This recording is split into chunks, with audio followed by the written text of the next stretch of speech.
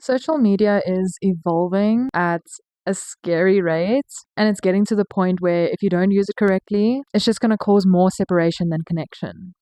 And it already has. Welcome to the Pillow Talk podcast, except it's just Kai in bed yapping. The vibe here is that point of a sleepover where you're just lying in bed and things get really sad or funny or political, anything extreme, that's the goal. So enjoy. So, one thing social media has us forgetting is that polarity does not have to mean duality. Polarity just simply means that there are two sides to a story, okay? There are two sides to basically any concept. But the thing is, without the one, there wouldn't be the other. And so they are one. They are one thing. They have to exist together. But duality tells us that these things are separate, that maybe the one is worse than the other, whatever, and that there's division. I feel like when social media first started, everyone kind of knew what their values were, but social media like enlightened us on a lot of things and it educated us on a lot of things that we weren't aware of, and it just helped us really get a foundation in our values and to truly establish what really matters and stuff like that. And so I think in the beginning it was really helpful. But social media is evolving and it's, to be honest, I think it's getting way worse.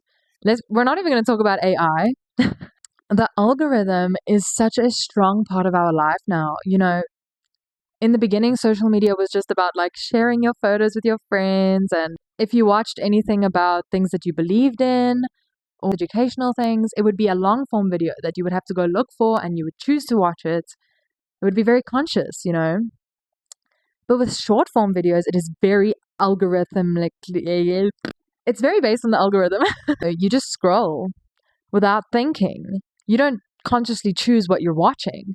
So it's based on the things that you like. It's based on the things that you spend time watching. It's based on the things that you don't just skip past. So the more we watch short form videos, the more things that we believe in will come up, and we'll get more and more evidence backing that.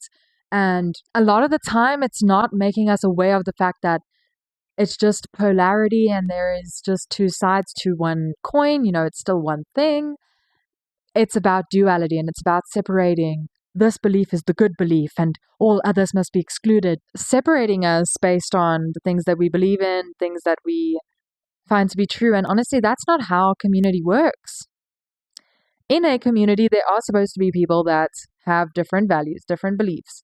And that doesn't mean that you have to associate with those people, but you know, as a community, you're still supposed to be able to be there for one another. Social media is just teaching us to be very polarized in our opinions and very extreme. And if the people around us don't have that exact same feeling about things, you can't associate with them. Like, on the one hand, it's so cool that we're getting so educated and stuff, but I think it's scary that subconsciously we just get more and more drawn away from each other. Because let's face it, like, yes, you'll have some similarities with your friends in terms of your beliefs and stuff, but they won't be exact. You're never going to have the exact same opinions about things. And that's because certain things resonate with certain people based on their like purpose in life and their passions. And it's never going to be the same for multiple people. So we're actually just getting more and more drawn away from each other.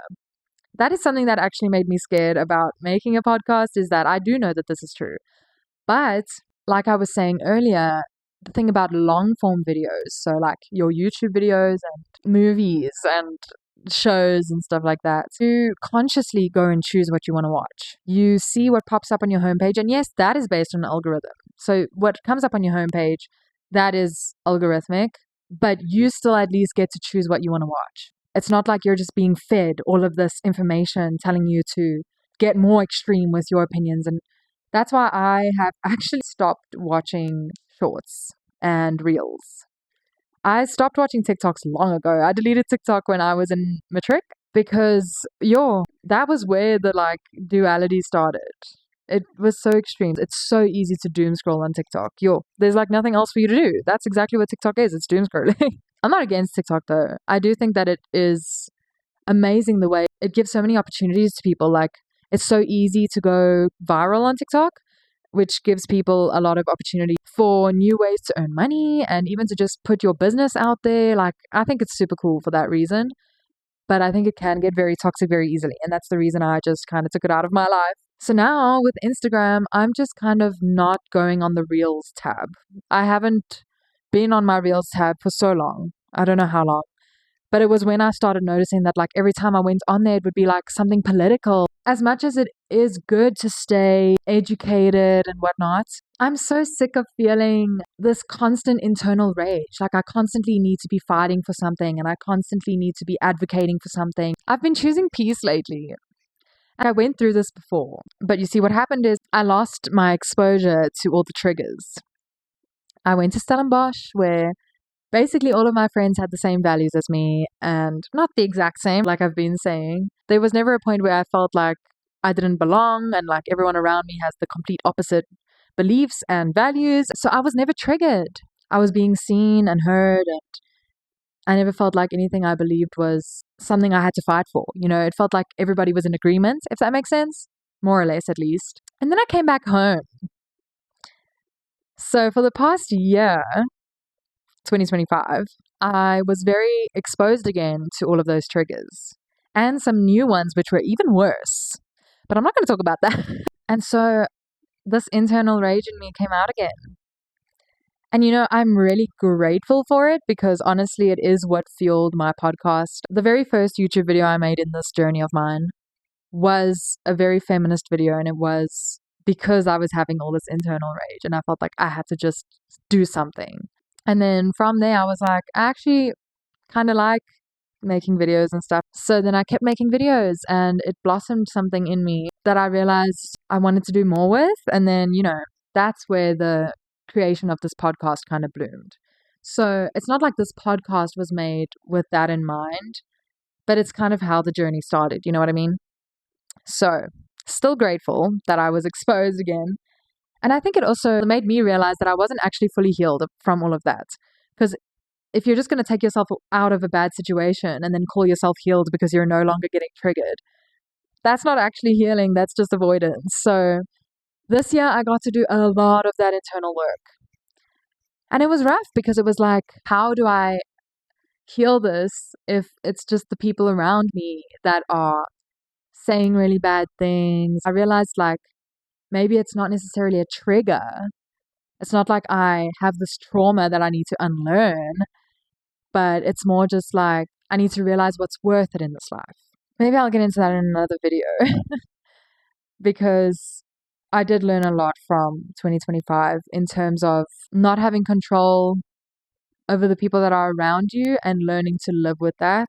With all of this internal anger that started brewing inside me by being around all of these people again, I was subconsciously allowing my feed, my Instagram feed, whatever, to get more polarized because with all this anger, I was starting to go looking for more videos to support the things that I stand for and whatever. And then with that, my algorithm became all of the passionate, angry talk. You know, I fully understand the anger when it comes to standing for your beliefs and standing for your values and all that. I just don't want to choose it anymore. And I found that there is a better way because honestly, the people out there that are like opposing your values and that constantly strive to like make you feel like you have to fight for your values, they actually don't care about what you have to say. They care that they got a reaction out of you. And so the best thing I've learned is you know what you stand for, and you know that telling them what you stand for isn't going to do anything. It's really not. As much as you want it to, and as much as you think maybe if you keep quiet, you're just being complacent and you're just missing an opportunity to stand up for your values and stuff. And I totally get that. You know, I've been debating this with myself for so long. But literally, when you start advocating for what you stand for with these types of people, because everything is so polarized now because of social media, they don't care what you have to say. Situation's always different. Sometimes there is just someone that is a little bit naive on a topic, and you can actually have a proper conversation with those kind of people. You know what I mean? Because maybe they are actually open to learning about it. But, you know, this type of situation is so different. There's this trend going around that 2026 is the next 2016. I fucking love that. I want to make that a thing. I want my social media to go back to the days where it's just people sharing photos of their family and funny jokes going around. And I don't know, I'm sick of opening social media and immediately it's something that makes me upset or something that makes me just so somber. That's not to say that I don't want to hear about these topics that I believe in, but I want to go consciously choose when I listen to those topics. On YouTube, I choose when I want to hear those things, but I'm consciously choosing to listen to it now. It's not just being fed to me without me even realizing it. Lately, I'm just very aware of the fact that social media has become very subconscious and it is separating us more than connecting us at this point. Because now it feels like social media is less about the social aspect and it's more just about speaking what you believe. And I really don't think that that is a fully bad thing. Like, every coin has two sides, right? So I know that as much as there is a bad side of it, there is a good side of it. You know, people are getting the opportunity to say things to a larger crowd of people and to also like expand their community and build something with social media. You know, short form media allows that rapid growth and it's really cool. I mean, I make use of it with my channel in order to try and like attract people that might be on the same level as me. So as much as I am still feeding into that, I think the problem a lot of the time when it comes to short form media that is in our control. So we can't really control the fact that it automatically gets put into people's feeds and whatever. We can't control that. But the thing we can control is that with social media, without people around us, the social interaction, when we say our opinions and stuff like that, we lack people's reactions, facial reactions, their input. Without those social aspects, we get so extreme in what we're saying and, you know, things can become a little bit asympathetic. Is that a word? Like you have no sympathy. When I make these videos, I try to imagine what my friends might say to that, or, you know, I try not to act like there's no consequences just because I have no people around me to argue what I'm saying.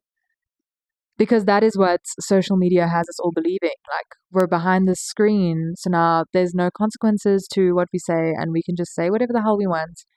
And it shouldn't be like that. And I try to keep that in mind when I make these videos. But obviously, I still have no one around me reacting, and that would definitely change what I say in these videos if I had people around me reacting.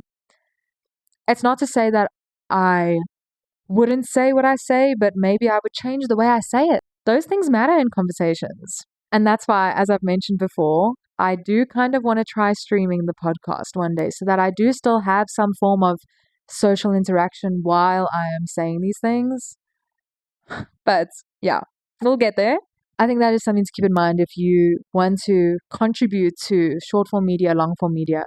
It's remembering that this is still a social interaction. So there will be consequences if you say something bad and if you're not empathetic.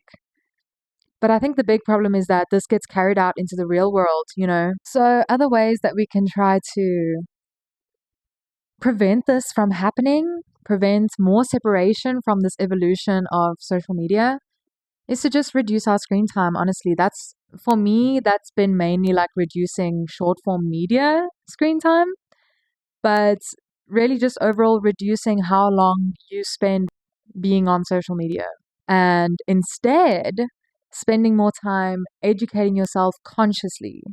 That can be long form videos, it can be books, it can be movies, whatever. And also just spending more time with your community, you know, because you need that social interaction. And if you have things to say, you can try to talk with your community members and actually have a proper conversation with social interactions, you know. So we can't stop it in like this global way. It's probably still going to impact people that don't know about these kind of things, but at least for us, we can try and make it better. Because I mean, at the end of the day, the world is a reflection of us. So, you know, it all starts with you and it'll ripple outwards. I hope that was helpful in some way. If you guys have any thoughts on this, let me know. If you have any better solutions than what I've just said, please let me know. I know a lot of you out there have probably thought of better things, so I really would love to hear it. And I'd love to hear your side of it as well. I love you guys. I'll see you in the next one. Thank you so much for listening to today's Pillow Talk episode. If you have any thoughts, please comment them down below. I want this to be a conversation, like a sleepover. I love you so much. Bye.